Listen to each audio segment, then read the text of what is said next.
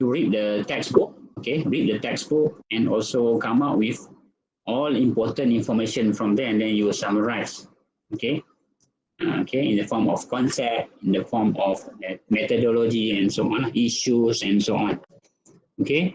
So the word conventional versus modern methodology, so maybe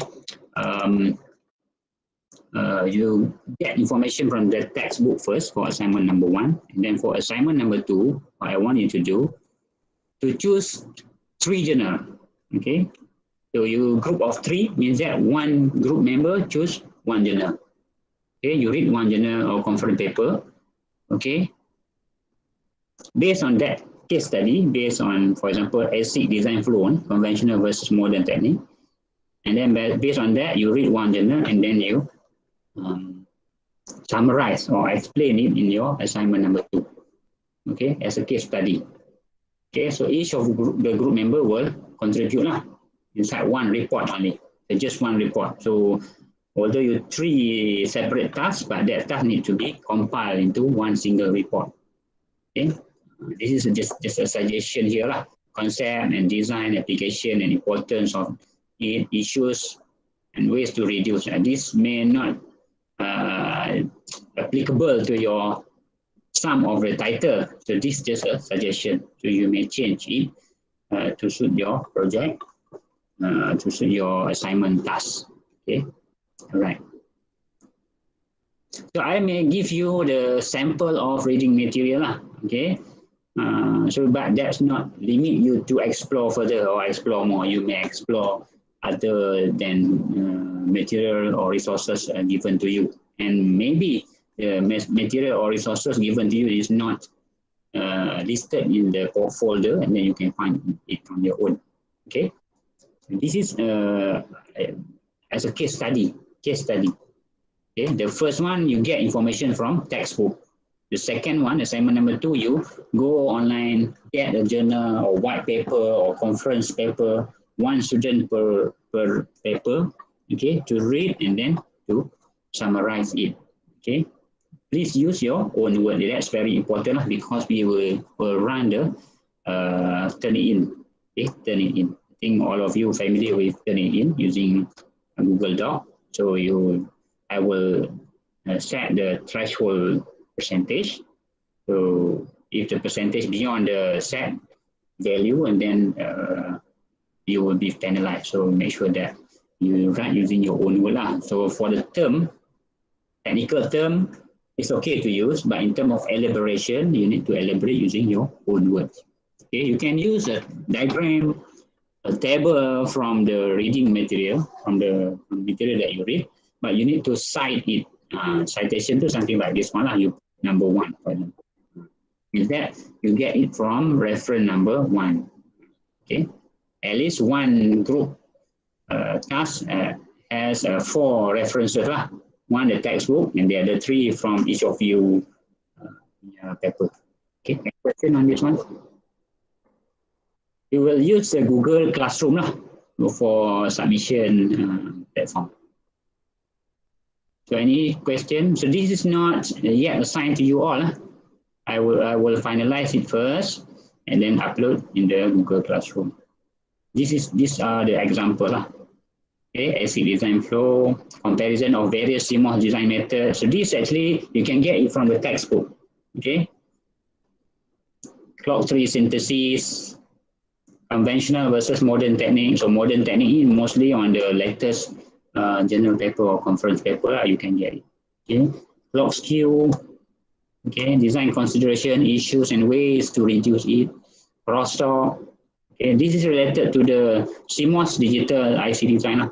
Okay, transistor versus interconnect, design challenges and their performance, low power design strategies, conventional versus modern techniques, delay model and their influence in overall system performance.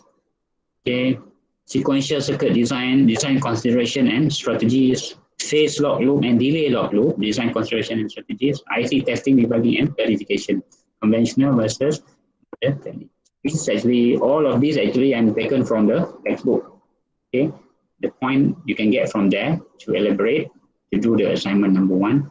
Okay, for assignment number 2, you add additional reading material, which is from journal or from a conference paper. So preferably from journal or white paper. Okay, and then you need to cite the information that you use in your explanation. Any question? Ada soalan tak? Before we go to the lecture. No, ah? No, Okay. Saya dengar suara what happen ni? Letih, tak ada doktor. Okey je. letih, tired ke apa ke? Okay, Okay. Dapat. Dapat? Oh. Saya tak boleh bantu. Okay. Okay. So today we try to make our lecture interesting possible lah. Then if everyone contribute, and then we can end our lecture early to give you time to rest lah. Dan lapar dan sebagainya boleh rest lah. Nak makan tak boleh lagi for those who fasting. Mungkin boleh pergi berehat lah. Okay. Oh, I forgot to. It's the other one. Wait.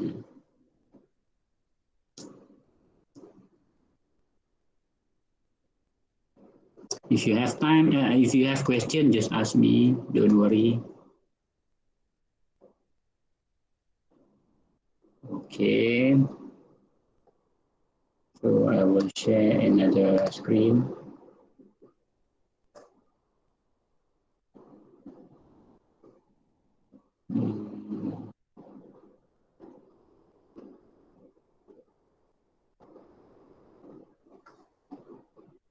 Okay.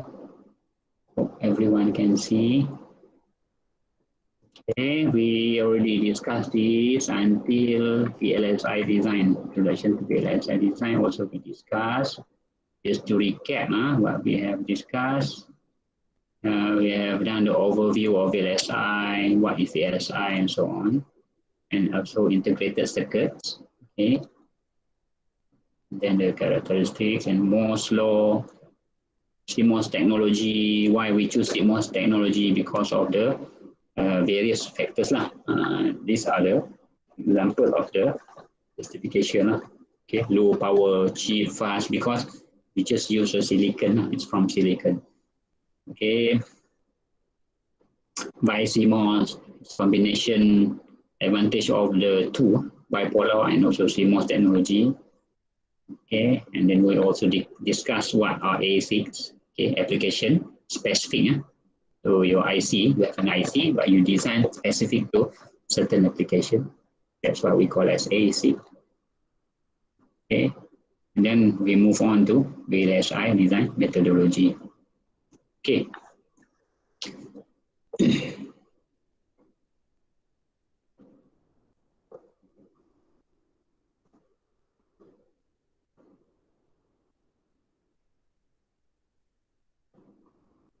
Okay, so range of design method to implement a CMOS system. So actually, CMOS system can be implemented on various what we call platform lah. Okay, various design method. Okay, we can use existing or ready-made, something like FPGA, so microcontroller or microprocessor. So these two already what we call available for you to implement your design. You write a code and then you download your code into the platform, okay, to implement, to realize your design. So you did in your digital IC design, okay. Although you're not able to download the code onto the FPGA, but you managed to create the bitstream file, the .bit, if you remember, .bit. The .bit file, okay, for example, adder.bit. Sorry about the writing. Adder.bit. So this file is actually you download onto the FPGA. Okay. So this also happen to your microcontroller or microprocessor. I believe all of you have used the Intel processor in your microprocessor or microcontroller subject, or your Arduino, okay, Arduino chip, okay. So those board actually you write the code and then you download the code into the chip, okay. Other than that, we also have custom, okay, semi-custom, okay, or completely freedom design. Means that you don't have the hardware in your hand, okay, you don't have the hardware in your hand.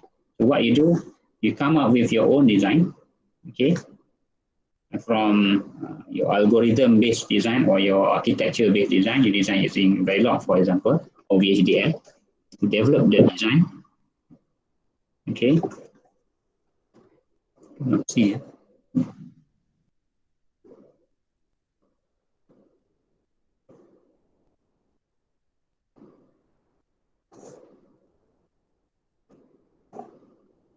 Okay, you have the design and then you implement it onto you use a CAD tool. For example, in our subject, you will use a synopsis, okay, and then you do the design, you simulate it, okay, you do the front end task, okay, complete the front end task until the simulation and also synthesis. Okay, you use a process library like TSMC library, okay, and then you implement it, or you implement a physical design of it, including the floor planning and so on. And then you send for fabrication in the foundry.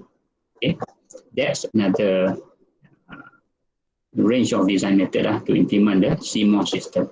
Okay, either it's ready-made using microprocessor or PGA or programmable logic, or you use a full custom or semi-custom based design. Okay, normally we use a library of cell, we call as standard cell. So standard cell is actually referring to AND gate, NOR gate, and so on. Okay, that's actually the standard cell. So that standard cell is available in the library, providing library like the TSMC library, Taiwan library. So that library already have the layout of the gate, of that gate and gate, NOR gate, and so on. So when, let's say, you synthesize your design to the using a logic synthesis tool in Synopsys, for example. Okay, so normally the synthesized design will go to the lower level, gate level, for example. So the synthesis tool will use a standard cell to implement your design. Okay, so that standard cell has its own what we call layout. For example, an inverter. Inverter got PMOS and NMOS transistor. So that PMOS and NMOS transistor has its own layout. Okay, so you learn in IC design, introduction to IC design. So that layout will be infer or implement in your gate. Okay, so just imagine if you design at the topmost level, which is at the system level, the CAD tool will do it for you. Okay, the place and route and so on. First is placement, and then place and route, and do the integration. Then finally you will get the complete layout ready for tape out for chip fabrication. So you will see this in your lab number 2. Okay, lab number 1, actually you will do the verification. Okay, verification of your design in terms of behavioral design. For example, you design an adder. Okay, how do you see whether the adder works as an adder or not? So behavioral simulation will determine it. So adder, for example, 2 plus 3 equal to 5, as I mentioned to you. So you will verify it.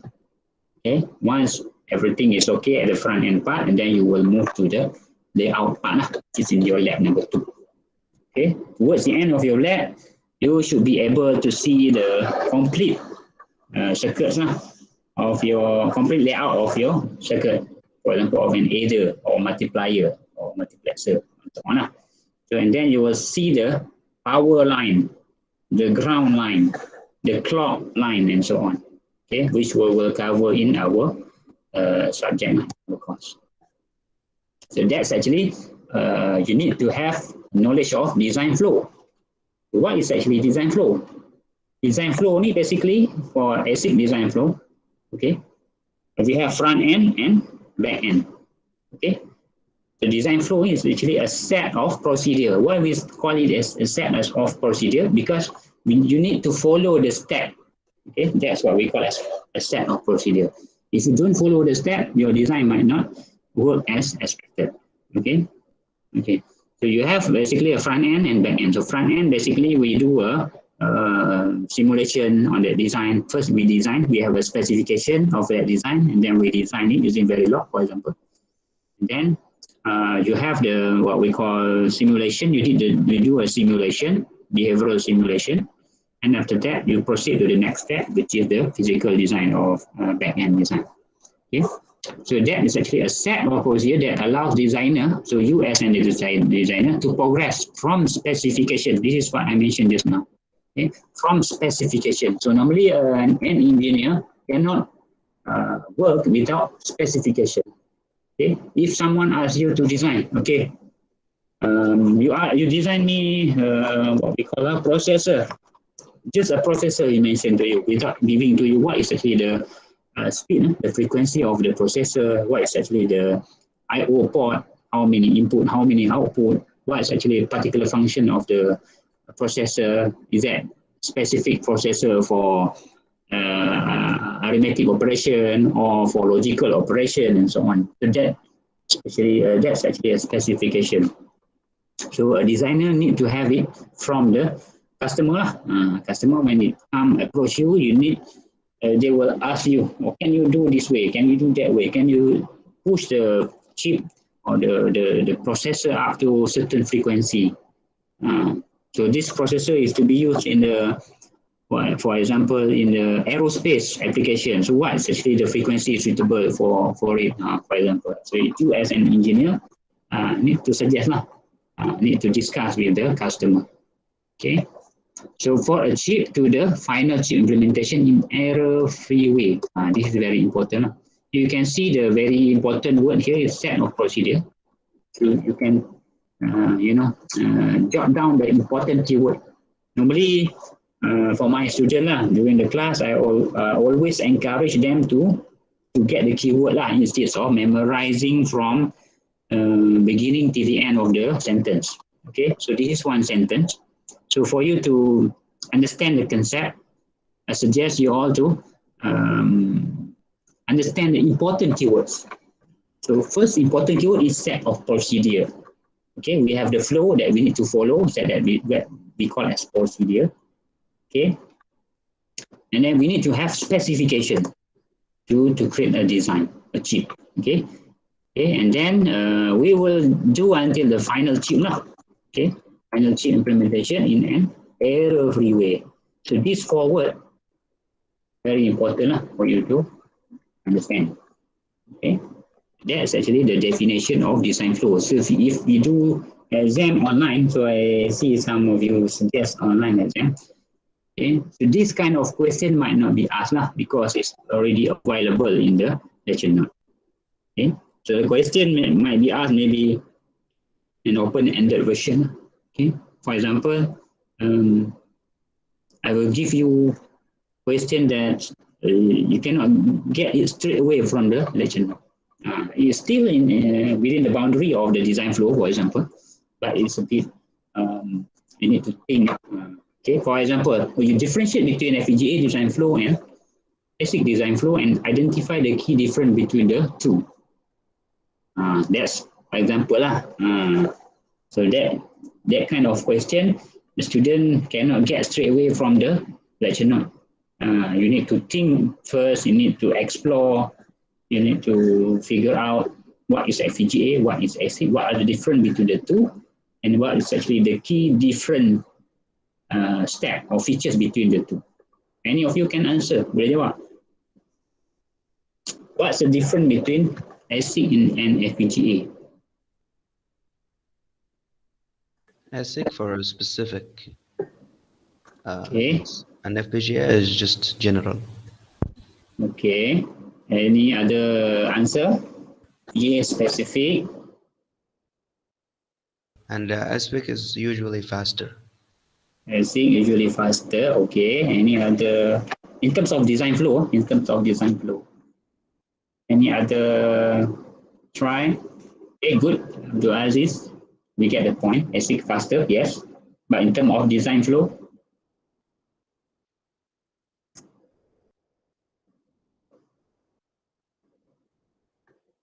I think for design flow for ASIC, we start from 0. But for FPGA, it's already there. We just program it or something. yeah, okay, correct. Any other try? Thank you, Abdul Aziz.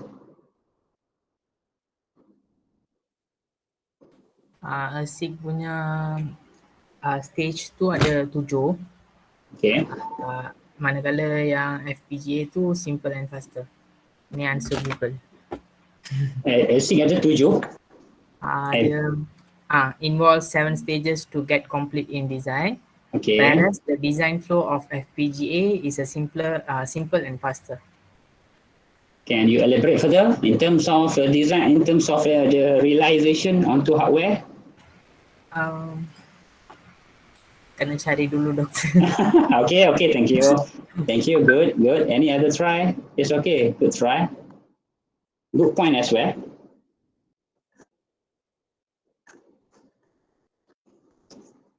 Can also respond on the chat box problem. I'm actually preparing a poll, but I'm not managed to finish. That poll can be used by students to answer the question so we can see it from graphical view . Okay, any other try?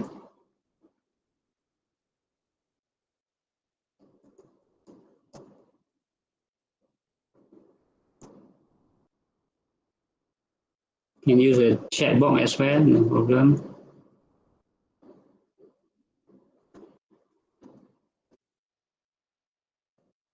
Not try. No one will want to try. Okay. A good point from Abdul Aziz and also I think Prasana just now. Prasana. Any other try? Someone unmute just now?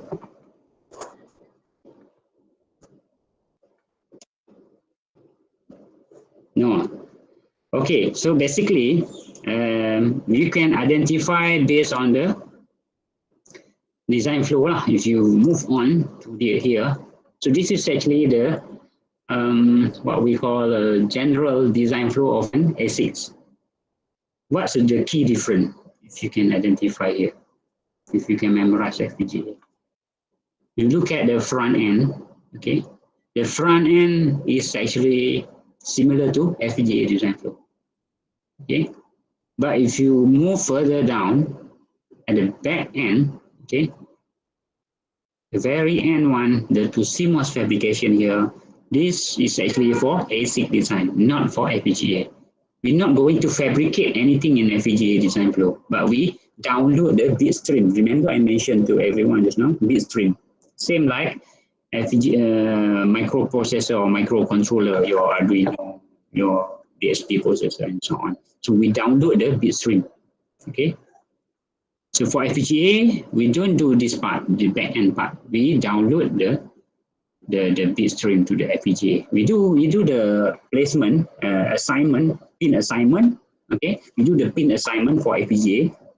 Okay, and then we do the what we call implementation, mapping, and so on, and then we do the download the bit stream onto the FPGA. So that's actually the main difference. You can get all the information from the textbook or from the online resources.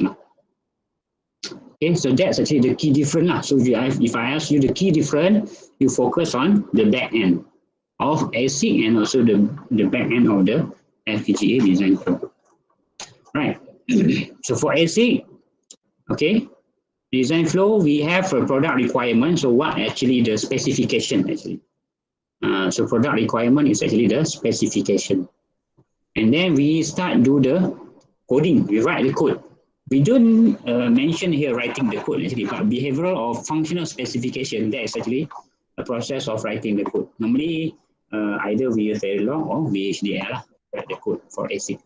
Okay, some designers use C program, okay, but they need to have specialized what we call a translator from C to gate converter. Okay, but in a conventional or standard method, people use Verilog or VHDL. Okay, and then after that, they will do a synthesis. So this is actually a front end part of the ASIC design. So what is actually synthesis? We have discussed in detail last week. Synthesis is basically a process of translation. Translate from higher level version of your code, okay, to equivalent lower level of RTL description of your design. Okay, register transfer level. RTL stands for register transfer level. Okay. And then we have structural specification, okay, number of gate and so on. And then physical synthesis, physical is more related to your layout. Okay, so your transistor layout, okay, PMOS and NMOS transistor. And then physical specification means that what are the process technology to be used, what are the library to be used and so on. And then we do the finalize everything before we send for tape out. Sometimes people say here tape out or GDS, tape out, send for fabrication. Okay. In your lab, you will do lab number 1 on front end. Okay, lab number 1 front end, and lab number 2 on the back end. So which step is missing here? Anyone can identify? Ada tak step yang missing? We have one step missing there. Anyone can tell me?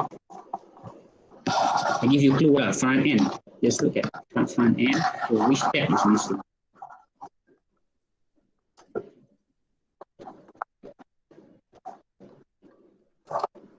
Can use the chat box if you not able to use the microphone.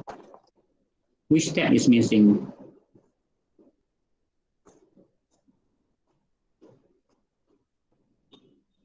Ada tak? Any try from you all?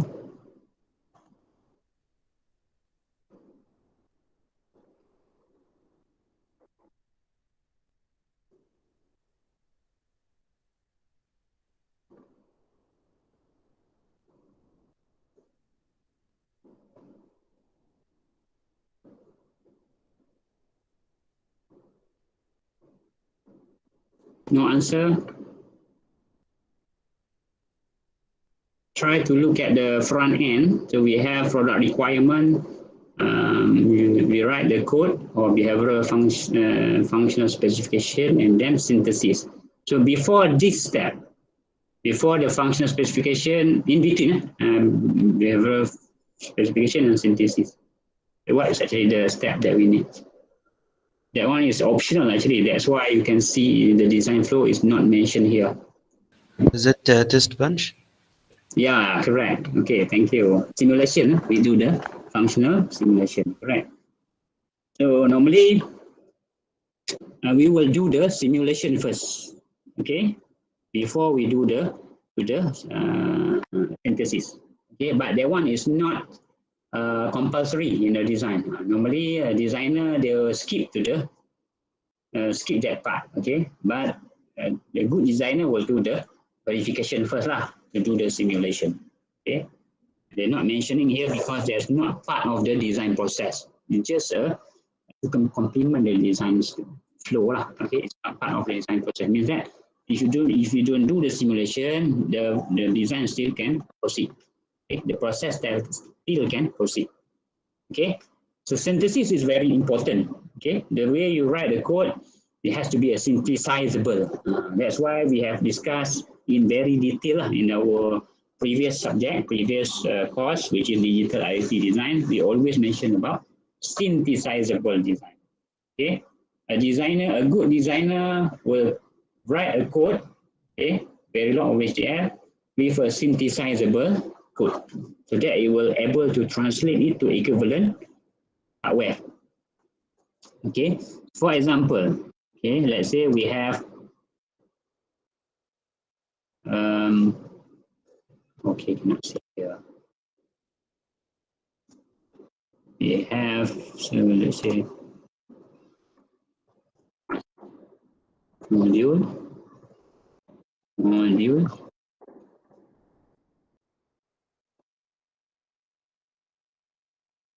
test, for example lah. So which is the code? We have clock, code,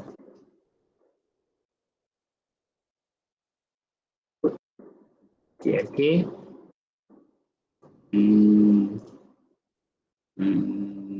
B, for example, B, and then output, put F, for example. Then you end the operation, and then you start on this at post F. Don't worry, for those who not taken that, it's okay, don't worry. F equal to B, then N. So what is actually the corresponding hardware for this? Any try from you all? What is the corresponding hardware for this code?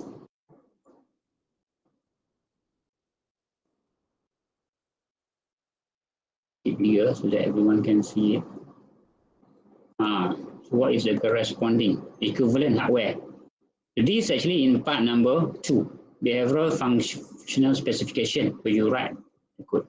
So part number 3, okay, step number 3, you do the synthesis. Synthesis will translate this high-level code to equivalent hardware. So what is actually equivalent hardware for this code? Any try?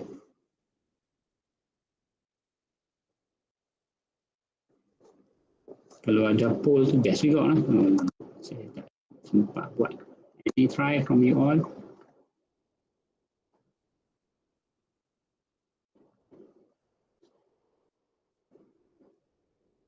Any answer? Don't worry, if you answer wrong, it's okay. This just to get to test your understanding on the course that you learned before, or your understanding that you course that you learned somewhere. So Instructor, can I ask, what do you mean the equivalent hardware? Yeah. So what is the equivalent hardware?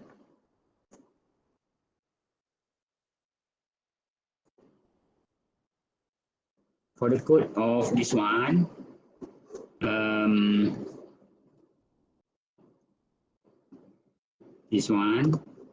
okay, modules test, input clock, and so on, and then always at positive H clock, F equal to D. So what is actually equivalent hardware for this one? To be specific lah. It's equivalent hardware.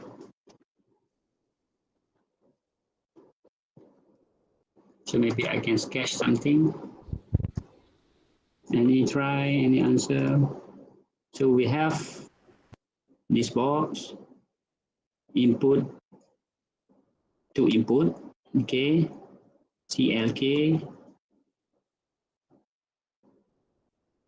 and this is D, and this is F. So we have 3 ports only, 2 input and 1. Is it D flip-flop? Yeah, correct. Are you selecting anything? Yeah, so actually this is a D flip-flop, okay? So as an engineer or as a designer, okay, you should be able to predict, okay, the equivalent hardware to be generated, okay? Though this is actually the flip-flop lah, okay? So what's the function of flip-flop?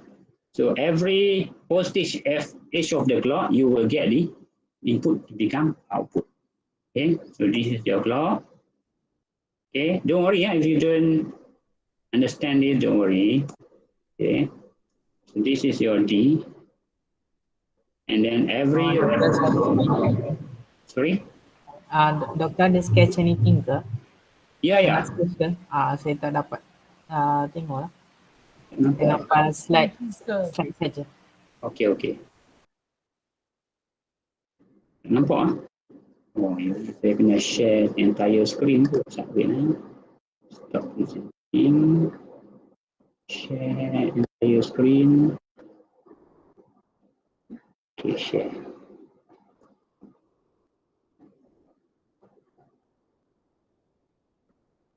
Okay, hopefully this time you all should be able to see it.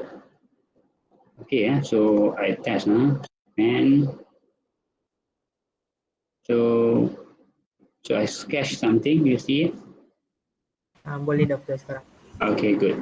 So we have the input, okay, clock, CLK, and then you have D, the input, okay, and then you have the output F. So this is actually the equivalent hardware, which is your friend already mentioned. This is a D flip-flop. So what is actually the function of D flip-flop? It will pass the input to the output, okay, on every rising edge of the clock, because positive edge. So every rising edge of the clock. So for example, this is the clock, okay. So this is the rising edge of the clock, okay. So on every rising edge of the clock, you will get the output. So D become the output. So let's say D like this. So this is your D, okay. So D, and your F will become, so depend on the rising edge of the clock. So this is your first rising edge, this is second rising edge. First rising edge, D equal to 0, so you will get 0 until the next rising edge, which is here, okay, and then you will get number 1 because this is 1, this is 0. This is the corresponding output at F side. Okay. Okay. Hope everyone can understand this. Just a recap. Okay. So general design flow. So this is actually the explanation. Explanation, as I mentioned to everyone just now. Okay. Okay. Here also the example. Okay. So if you like to go to the beginning, so this is actually the explanation. Design style behavioral level, you can read on your own. This step is called behavioral or RTL process. Okay, because the design is captured in RTL level in HDL. Okay, we write HDL either very long or VHDL. The description is then transformed into a physical description suitable for chip fabrication. So this is called as physical synthesis. So this is actually definition, brief definition of physical synthesis. So the description is transformed, okay. The description is transformed to physical description suitable for fabrication, chip fabrication. Okay, so from RTL synthesis, okay, you see the physical synthesis, okay. Maybe I unboard this physical synthesis, okay. And then here in the previous page figure, the design has been partitioned into front end and back end, as you can see here, front end and back end. Okay. Okay. Front end and back end. Okay. The illustrative partitioning that used to be application specific IC. Okay, let's say you an engineer, you front end engineer, and the other guys back end engineer. You working somewhere in Malaysia, and the other guys somewhere in the USA, for example, in the Japan or whatever. So your friend in Japan, for example, is doing a front end design, which is this part. Okay, write the code, following the specification, and do the synthesis. So your friend in Japan can send that design to you. Okay, you proceed that design, okay, until the CMOS fabrication. So that's actually they mentioned as design partitioning. It has been partitioned into front end and back end. Okay, so partitioning that is used to build application specific IC. Okay, so an ASIC design, the design can be developed in HDL level and then passed to a company, as I mentioned to you, and complete the transition to an actual chip. Okay, design can be done by other company, and the back end can be done by the other company. Okay, design company and the fabrication company. This approach works for moderately complex design. For moderately complex design. Okay, we have behavioral synthesis design flow. So we have logic design verification, RTL synthesis, mapping, okay, and so on. We will look into this later. Okay. We will also do power analysis of the chip, chip power consumption and so on. Okay.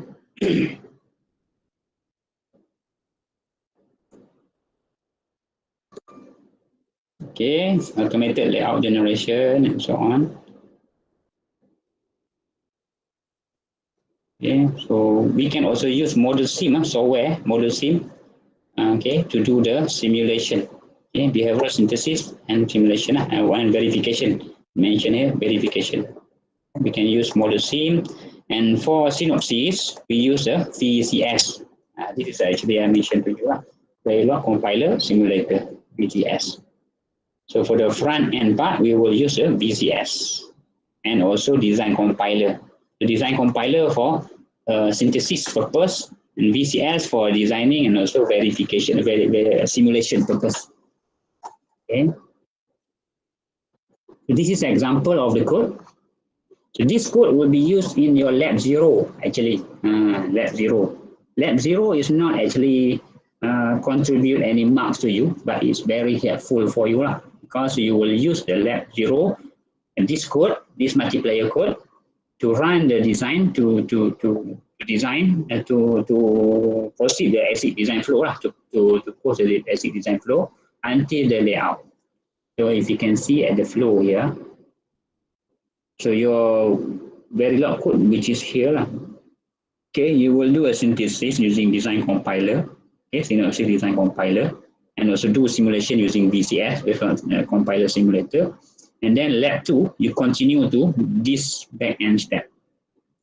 Before fabrication, you will not going to fabricate. Okay, in lab 2, we will use design vision. Design vision, which is one of the package under the synopsis to do the layout, then to do the power analysis, okay, power analysis, static timing analysis, okay, and all of this you will learn later in the lab. Okay, floor planning, routing, parasitic extraction, and so on. This will be covered in your lab. And that's why I try to reduce number of students in lab so that you have chances to explore, then to use the tool instead of group of 4. Okay, so VCS as mentioned to you for simulation, design and simulation. So you will write this code, okay, and then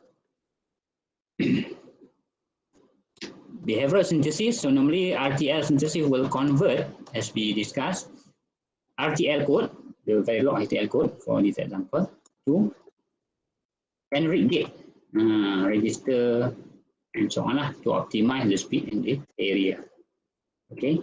Other steps involved at this stage are state machine decomposition and so on. So this we will not cover in VLSI design. So maybe you will cover in other subjects such as SOC, system on chip. Okay. So to do the synthesis, we will use design compiler from synopsis. Okay. Remember, just now we mentioned about VCF, Verilog compiler simulator for simulation. Okay, for write the code for coding and simulation, behavioral simulation. Okay, like this one, this code. Okay, you write using VCS, and then for design compiler or synopsis DC, we call it BC. This will do the synthesis. We will do the synthesis, translate or convert the RTL code written like this one, convert to the equivalent generic gates register to improve the speed and so on. This is actually example of the generated gate level netlist. Why we call gate level? Any of you can answer? You familiar with this or not?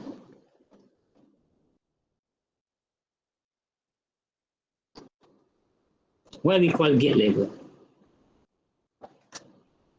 Because it describes logic gates. Yeah, correct. So because we have the logic gate here. So we see is from the higher level, behavioral level is higher level. We go down to a lower level, which is at the gate level. So this is actually almost similar to the one that you write here. Okay, but this is higher level. You don't even know how many gates involved in your design. Okay, but in the lower level one, you know how many D flip-flop involved, how many gate involved. But you're not going to coding this way lah. Although you can actually write this way, okay, but it's not encouraged lah for a designer to write this way. Okay, this is what we call as a structural representation of your design lah. In structural way, you see the interconnection way. Okay, netlist we call as gate level netlist. So this is actually normally done by the design compiler or design synthesis tool like DC lah, Synopsys DC. Synopsys DC will convert your code, okay, behavioral code to the equivalent gate level netlist, okay, which is the lower level representation of your design. You should be able to see this in your lab when you run the Synopsys design compiler under your inside your working directory folder. You can explore this file. This is actually taken straight away from the lab, okay, from the past lab that we did with the student last year, a couple of years before. Okay, so we can also see the SDF file, SDF file. So SDF file is actually related to delay, gate and interconnection delay. This is related to the delay, okay, delay of the gates and to interconnection. Gate you all know because under the design we have a lower level like gate. Interconnection is actually a wiring to connect between the gates. Then normally we have the specification for the delay. Here is actually example lah, okay, delay or 1 nanosecond. I think this is actually the clock, okay, time scale for the clock. And here is actually all the delays for the routing, wiring delay, setup and hold time. You see setup D, hold D. So this is actually for D flip-flop. And setup and hold time. So 0.19 and negative 0.03. So this is actually the delay inside the gate and also interconnection. Right? This is actually kind of constraint that you need to consider in design. Okay, because in practical, every single item like a wire gate got its own delay, internal delay. So those delays need to be considered in your design. Nothing is perfect. There must be a delay in the gate, in the interconnection and so on. This has to be considered in your design. See, like here, setup and hold time 0.19 and 0.03. Okay, to know detail about this one, you can explore through the lab I just mentioned here, but you need to know this because in your lab you need to elaborate or need to analyze the result that you get. Okay. Okay, we also have path delay, the distance delay, I/O path delay, okay, from clock to queue.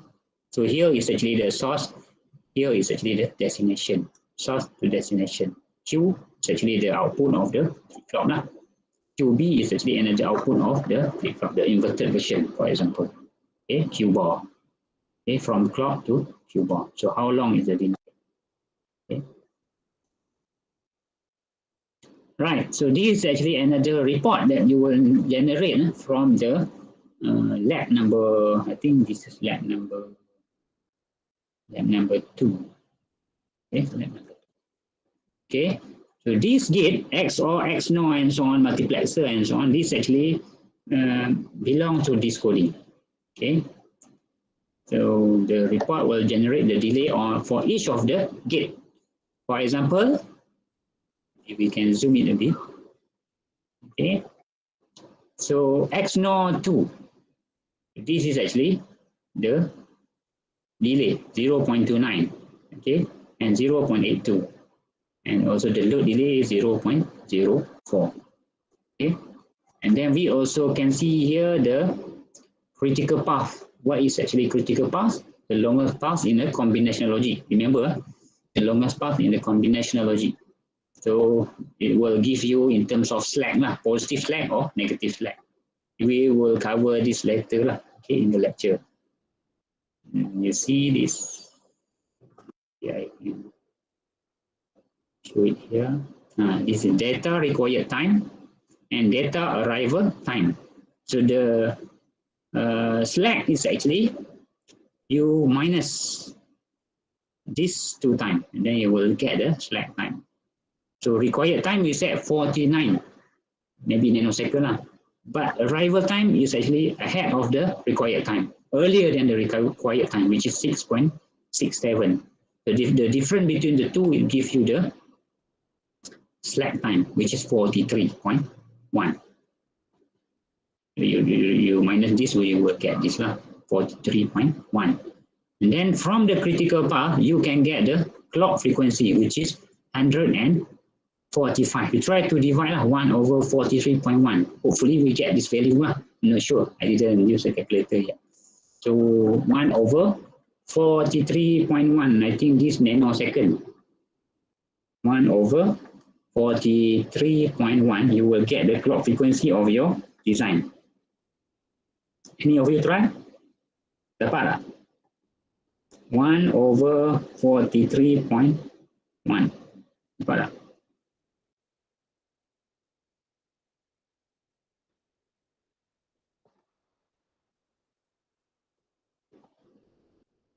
If not, maybe different value lah. It's not that value. Maybe the overall value. Okay. So that's basically how we do the what we call estimate the delay. We consider all the delay. Okay, all the delay in the circuit. Okay, combinational delay. And then we determine the clock frequency. Okay. This diagram tells every one of you about the longest path and also the shortest path. Okay, so what is shortest, what is longest? So how do we determine? So this is actually the example. So we have a sequential circuit. So remember, sequential circuit is a circuit with clock. So this is your D flip-flop with clock, and this is another D flip-flop at the end with clock. Okay, we're not interested on this portion. Okay, we're interested on the combinational logic. Okay, combinational logic is actually a logic without a clock-based element. So like a gate, and so on. Combination logic. So the delay from the output of this flip-flop to the input of this flip-flop, so we find the longest one. That's actually we call as critical path. For example, in this case, we have 2 paths here. Maybe I can sketch so that you can see it clearly. We have 1 path here. Okay, 3 gates. Okay, it consists of gate, inverter gate or not gate, NAND gate, no gate, and also NAND gate. Okay, we have 3 gates here. Okay, and then we have another path from Q to D, which is only 1 gate. Clearly, we can see here 1 gate for the shortest path, okay, because it requires to go through only 1 gate, and the other path you need to pass through 3 different gates. Clearly, this is actually the longest path. So to determine the frequency F of the system, okay, for example, the multiplier that we discussed just now, we need to consider the longest path. Why?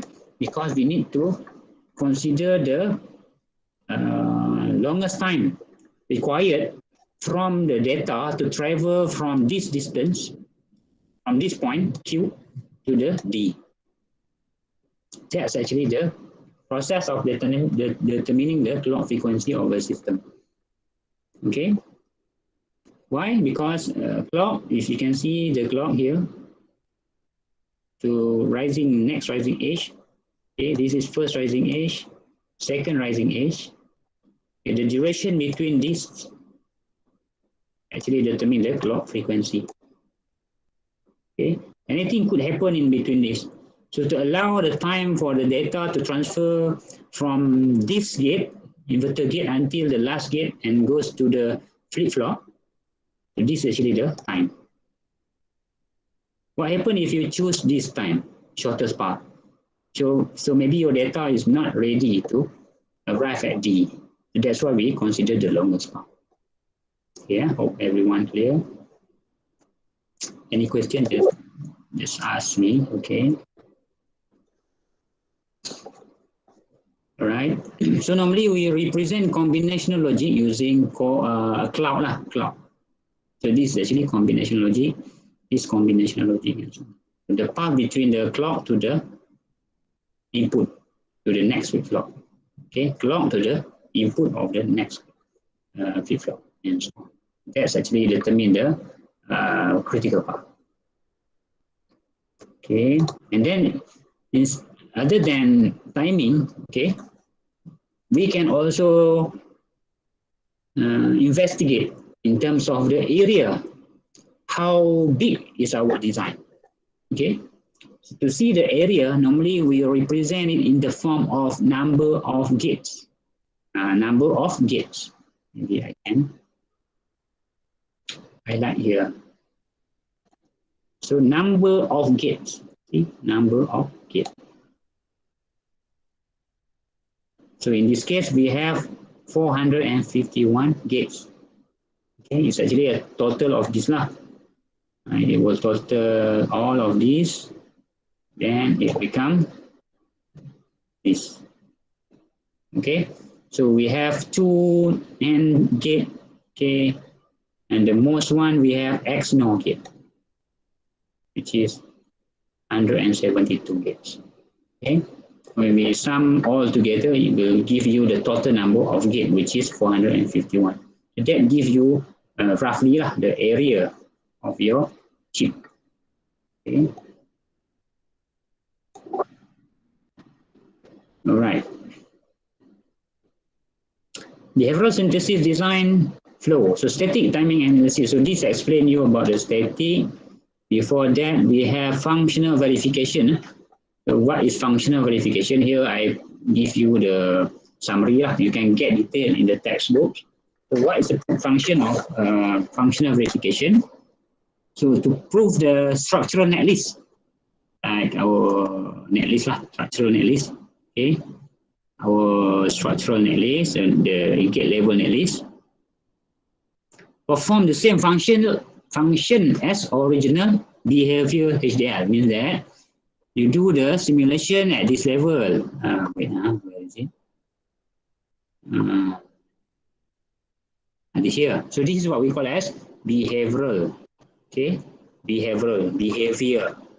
Okay, we don't do the functional structural yet. So when we do we have the netlist, okay, comprises of lots of logic gates, okay, and then we call it as functional verification from the synthesized design. Okay, functional verification, prove the structural netlist perform the same function as the original behavioral written HDL code. Then ideally the netlist will be correct by construction by ambiguities in HDL, sometimes cause the synthesizer to produce incorrect. Yeah, this is actually because of the designer experience, due to the designer experience. That's why I mentioned to every one of you lah. So the coding that is to be written need to be synthesizable enough. If your code is non-synthesizable, and then you will not be able to get the correct netlist of logic gates, and that will give you different result. Simulation result, behavioral simulation result versus functional verification result different. If that happen, and then you need to go back to the behavioral design, then you re-code again and again and over again until you get the correct simulation result. Identical behavioral and also functional. One verification strategy is to rerun the logic test benches and check that they produce exactly the same output for the behavioral and structural description. And this is actually purpose of functional verification. So if I ask you, for example, identify the key difference between functional verification and behavioral simulation, and what are the importance of, discuss the importance of functional verification. So you need to explain, elaborate using your own. It's different compared to just give some definition. So that's the two different type of question. So one asks you to differentiate and identify key difference, and the other one is straightforward, give the definition of what is actually functional verification, what is behavioral simulation. Okay. Please take note on the example of the question, so that you understand the question to be asked open-ended or straightforward. Okay, so the difference between the two is not open-ended much actually, but just different level of taxonomy different way of asking. Okay.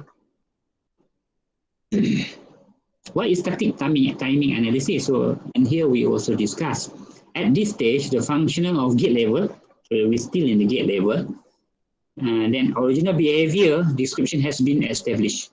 Now the temporal, so normally is related to timing, related to time. The speed okay, timing requirement of design has to be checked. For example, we have a setup in hold time for a D flip-flop. Okay, we will discuss later this one. We also have a delay for a gate. The gate itself has its own internal delay. Wire itself has its own internal delay. So how do we check that delay? How do we make sure that delay meet our requirement? Basic requirement is that we want our system to clock at 50 gigahertz, for example. But when we do a simulation, we're not able to go beyond that, not even beyond. At that 50 gigahertz also cannot, for example.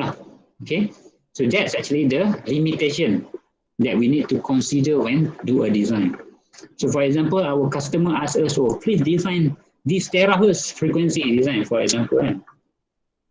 But you need to check your process technology library, your technology library that you want to implement your design. So if your library is not enough to cover the gigahertz or terahertz, and that you need to discuss with your customer. That's one thing. For example, the adder might add, but does not add fast enough. This is what we discussed just now. At the behavioral level, clock cycle time has to be met by a particular set of gaps. Okay, so means that we have to consider the constraint, timing constraint inside the gate, inside the wiring, and also the process technology as well. So normally for verifying this, normally we use a timing analyzer to verify this. But for this course, we're not going to use the timing analyzer. Yeah, I think for SOC, you will use a timing analyzer if you're not mistaken. Okay, for this course, we focus on the three elements, as I mentioned to you, the area, okay, how many number of gates involved, the speed, okay, the timing, and also the power. Okay, we not yet see the power report. So behavioral synthesis, design flow, test insertion. So test insertion normally we want to actually what we call test our design test our design whether design kind of final test I can say final test for our design. Okay, a lot of tests actually before or after manufacturing. Okay, two basic techniques, which is automatic test pattern generator, whereby we give a test pattern, okay, input with test pattern to a design, and then we see the output. Okay, or the other method, we use a BIS, built-in self-test. So this will be covered in other subject, not for this subject. In the design for testability in year 4 subject. Okay, ATPG is used to generate tests for scannable design, while BIS modified registers allow for in situ test chip. We test on that particular chip lah, mean that the chip is already been fabricated. Okay, behavioral synthesis design, okay, power analysis. So we can also do a power analysis on our design using the Synopsys design compiler. I'm sorry, not design compiler, design vision. Remember, we have DCS, design compiler, and also design vision. The 3 package of the Synopsys is very useful, important, and we will use in our lab. So power analysis, why we do power analysis? It is used to estimate the power of the circuit. Okay, it's one of the requirements. For example, you have an handphone with you. You don't want your handphone to consume more power. Why? Because you want to save the battery of your handphone. And that's why power is very critical, very important. Okay. Power consumption depends on the activity factors. This is very, very important and very, what we call favorite question. Favorite question asked in exam, either in final exam or in the test. Activity factor, definition of activity factor, importance of activity factor, and so on. And then we have also calculation to determine the activity factor, and also finally we determine the what we call as a power consumption of a device, of a chip. Okay, so activity factor is something like you can imagine like you have lots of gate in your design. Okay, a lots of gate and a lot of flip-flop in your design. So when we do switching, when we do what we call, we transfer a data from one source to the other source, to the other destination, it will requires of activity inside the chip or inside the gate, to be specific. So the operation, okay, involves switching activities, because we have sequential circuit in our design as well. Switching activity will contribute to power consumption. The more we do the activity, the more the power consumption. That's why when you play a game, for those who have experience playing with computer game, when you play your game non-stop, you feel like the temperature of your room that you have, you stay in is high temperature. Even your computer, when you go at the back of the CPU, you feel is hot. Even you can hear the fan inside your CPU is getting, the CPU working so hard. The fan is, rotating so fast. So fast. That's actually an example of power consumption device. Okay. So the CPU, the fan try to reduce the heat by increasing the speed of the fan. Okay, because the heat will destroy or damage your chip. Okay, because the transistor has its working limit. It cannot working beyond a certain temperature. So to avoid malfunction of your overall system due to the transistor malfunction, so the fan will work harder to make the chip cooler as possible. Okay, so that's related, okay, between the application and also the operation inside the internal chip. Okay, power analysis can be performed for a particular set of test vector by running the simulator and evaluating a total capacitance switch at each clock transition. So normally power analysis is related to the clock. We will look after this maybe in the next lecture. Okay, in the lecture, next few lectures, the influence of clock frequency. Okay, clock frequency towards the power consumption or power dissipation. Okay. So at this stage, if the power is too high, the design must return to architectural level to rethink the solution. Okay, so when you do the simulation, okay, when you see the power is too high, you need to go back to the previous level. That's actually the task of the design engineer. Okay. okay, to make sure the power is within the specified required power. Okay, automated layout generation placement. So what is actually placement? So when you have your gate level representation, okay, gate OR, XOR, and so on. So we have a standard cell library here to place a standard cell. The standard cell library, for example, and not gate, for example, is comprises of two PMOS, one PMOS and one NMOS, right? So that layout or PMOS and NMOS is available inside the library, for example, TSMC library and so on. So that standard gate comprised of standard layout. So the process of placing that standard gate we call as placement. Okay. The key to automation of standard cell is the use of constraint height, variable width, standard cell that arrayed in a row across a chip. So means that it has a standard size, height and also width. So the placement software will do the placing or placement of the cell, of the standard cell. Okay, right. The objective of a simple placement algorithm is to minimize the length of the wire. That's actually there is an algorithm inside the software. Okay, for example, Synopsys Design Vision. It has an algorithm inside to do a placement of the chip of the gate of the standard cell closest possible to reduce the length of the wire. Why? Because the more the length of the wire, the more the delay. The more the delay, the lower the speed, the slower the speed of our design. That's very, very important.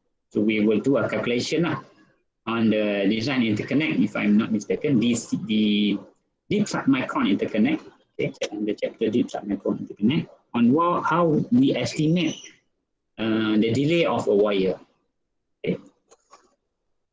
So in timing-driven placement, the cost of the wires is weighted to minimize delay. So normally, we try to minimize the delay, especially on the critical path of our design. Remember, critical path. Critical path plays important role. So it determines the clock frequency of our system. So we try to reduce or minimize the delay on the critical path as to increase the speed of our chip or our design. So at the end of the placement phase, okay, the cell have been fixed in a position in overall. So this is the end process. The place design is saved in the standard format. It's called DEF, for example, for routing. So we have placement, okay, placement, and we have another task that is called as routing. Routing means that you do the what we call wiring, routing. Routing. Okay, we do wiring on all of the standard cell that we have in our chip. We will look into this into detail in our lab. Rather than place the design flat, okay, which is all cells are in the same level of the hierarchy, models are clustered in areas that are dictated by the need to communicate with the module. So this is actually a way of arranging, okay, that's called as floor planning, like your house. In our house, we have a place for kitchen, a place for dining area, or living area. So where to place the sofa, where to place the dining table, where to place the kitchen cabinet, and so on. So that's actually like a floor planning. But don't give that analogy during for the test or exam. Don't give that analogy, because that analogy just for you to understand what is actually floor planning. Okay. Give analogy related to IC design. If I ask, okay. This is routing, as I mentioned to you. After placement of the cell, the signal net is in the circuit need to be rerouted. Okay, there can be interconnect. Okay, routing is normally divided into two steps: global and also detailed routing. Okay. Okay. Other than that, parasitic extraction to define interlayer capacitance. Normally, parasitic is related to capacitance and also resistance. So interlayer, capacitance, and resistance. So remember, our chip normally will not have one layer. We have multiple layers. Okay, multiple layers of chip. because we want to reduce the size of the chip. So normally we have multiple layers. Reduce the size, one thing, and another thing, reduce the delay of wiring. Just imagine if you have one flat layer of our chip, it will introduce a lot more delay lah. So other than that, we have multiple stack layer. So that the delay will be reduced, and also the size also will be reduced. Okay, so when we have multiple stack layer or multiple layer, we have issue of capacitance. Okay, remember concept of capacitor. When we have two wiring, okay, on the top and the bottom, and then we have space in between them, it will introduce a capacitance. Remember the concept of capacitance. Okay, so an extractor look at the cross section, assuming wires extend uniformly outside the section. Don't worry about that. Okay. Timing analysis again. So after place and route, we will also do a timing analysis again. Okay. Static timing analysis we run with the actual routing loads placed on the gates. Just now, before that, we just do at the gate level. Now we do after we do the placement and routing of the standard cell and so on. Okay. Timing driven placement. Okay. Timing driven placement takes into account all the timing speed of the circuit after cell are placed. Not the logic gate anymore, but the cell. Okay, you should be able to differentiate the step, behavioral, logic gates, logic synthesis, and then the cell, standard cell. Okay, and then we will also consider noise in our design. VDD drop. VDD is actually our power supply to the chip. Okay, we need to make sure that the power supply is not dropped to the level that not be able to recognize either number logic 1 or number logic 0. Okay, because our digital system can recognize 0 or 1. If our VDD drop beyond that range, okay, beyond that readable range, means that either 1 or 0, and then our design can be scrapped off. We cannot use it. Okay, right. So another aspect is electromigration. Okay. So the most important thing, noise and VDD lah. Electromigration we look later lah. Okay, to check the noise. Okay, in IR drop and in the supply line. So noise analysis is run to evaluate crosstalk. You see crosstalk. Crosstalk is actually very important for designer to consider lah in the design. Crosstalk means that when we have a lot of wires in our chip, okay, and they are packed together in small area, means that the wire is very close together. When wire A, for example, do a switching, wire B tends to do switching too, due to electromigration ni lah. Means that it's electromagnetic effect. Wire A only do switching from 1 to 0, but wire B tends to do switching as well. That's actually a crosstalk. Okay, we will look into detail due to interlayer routing capacitance. So now we have multiple layers, and in between layers we have capacitance, and that's unintentionally created lah. It's not actually capacitor that we see in market. There is capacitor that introduced unintentionally. Okay, and then that capacitor will produce a crosstalk. Okay, and then clock tree. Remember, we also see a group will do on clock tree synthesis. Then this is about clock tree. Okay, what is clock tree? Why is clock tree so important? Okay, to design a clock distribution strategy, because we have only one clock source at one source. Okay, so to what we call, maybe I can sketch now. Okay. Okay, this is your chip. And this is your clock source, main clock source, CLK. How do you make sure that the clock at this area have the same arrival time at this area? What is same arrival time? So this is, let's say this is number 1, point number 1. This is point number 2. And this is your clock. Oh, this is your clock. Sorry, my drawing is not good now. Just freehand. Okay, this is your clock, main clock, CLK. And what happened at destination number 2? So you supply to flip-flop, for example, here.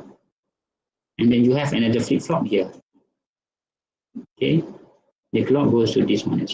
So how do you make sure that the clock arrival time here same as the arrival time here? Okay, so normally you will have a delay because of the wiring delay. Okay, so the clock might be different like this one. Different in arrival time. This is just a sketch lah, not to be precise lah, but just to illustrate the difference in the clock arrival time. So for example, at this time compared to this time, you see different in the clock arrival time. And even worse, when the signal travel for example, at this is number 1, and this is number 2, for example. Just look at this particular portion. Okay, maybe this clock at 2, this way. You see, it's different lah. Okay, different. So the delay is actually this time. Okay. So how do we make sure that the delay is within a tolerable or acceptable delay? So normally, what we do, we should have a clock tree. Okay, that actually will make sure that the clock delay is not much lah. Okay, even at the end of the chip, which is for example at the point number 2 lah. Okay, so this is actually design clock distribution strategy and to minimize the clock skew. So clock skew is actually this one. Different in clock arrival time. Different in clock arrival time. For example, clock source here and clock number 1 here, delay, and clock source and clock number 2 delay. So different in the clock arrival time we call as clock skew. Okay. It is often best to route the clock and its buffers before the main logic placement and route complete. So normally we use a buffer lah. So we will look into detail later lah. It's buffer. Okay, clock and then we have buffer before the logic. Okay, but before the main logic placement. Okay. Logic placement and routing. This is a process lah. Before logic placement and routing we do it, we need to have a buffer that we can see lah the effect. The task is performed with clock tree router. Okay. Okay. Automated layout power analysis. Okay, again, power estimation can be repeated for the accepted design. Okay, and so on. The real wire capacitance are available by using similar technique to those used during RTL synthesis. Okay, don't worry about that. Here is actually more detail of a design step. Because now you see the design step is a bit general. Now you can see in more detail. And just look at this one. Logic design effort. This is related to the effort. And this is physical design effort. As we move down or as we go down, okay, from the top to the bottom, okay, the design effort from logical effort decrease, okay, to the physical design. Means that our logical design effort is more on the front end, and our physical design effort is more on the back end. Okay, so it depends on the engineer lah, front end engineer and also back end engineer of IC design. Okay, so we have design entry number 1, logic synthesis. You aware about this one? So design entry we write in the very long of HDF, and then logic synthesis we see the netlist as we discussed just now, and we also have system partitioning. Okay, we do a partition, and then we do a floor planning. Okay, you see the floor planning, we do the arrangement, and then we see the placement, we do the placement. This is planning first, and then this is the placement based on the floor planning, and then we do the interconnection, global and also detailed routing. Okay, and in between this, we have also extraction of physical to do the analysis, also the simulation. We have pre-layout simulation during this step. Okay, and then we have a post-layout simulation, which is during the physical design or the back end. Okay, the flow is actually exactly the same as the previous one. Okay, the difference is this one is a bit detailed. You can see the detail. Okay, the explanation is here. You can read on your own. We have discussed. Then we will do the sequential design next week. Okay, any question before we end? Oh, attendance. Attendance, what attendance? I will share the link. Wait, any question? Ada soalan tak? Tak ada, doktor. Semua faham ni. Dah panas. Panas? Panas, ha? Okay, wait. Let's read the attendance.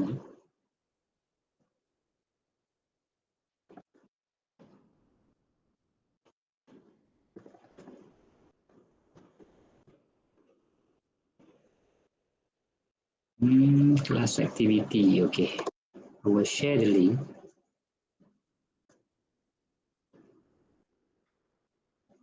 For you to fill in.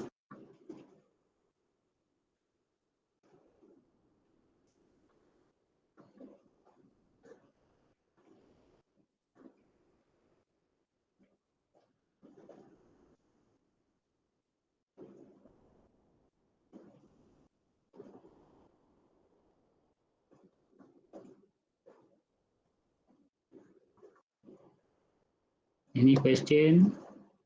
No. No, semua dah tak siapa nak.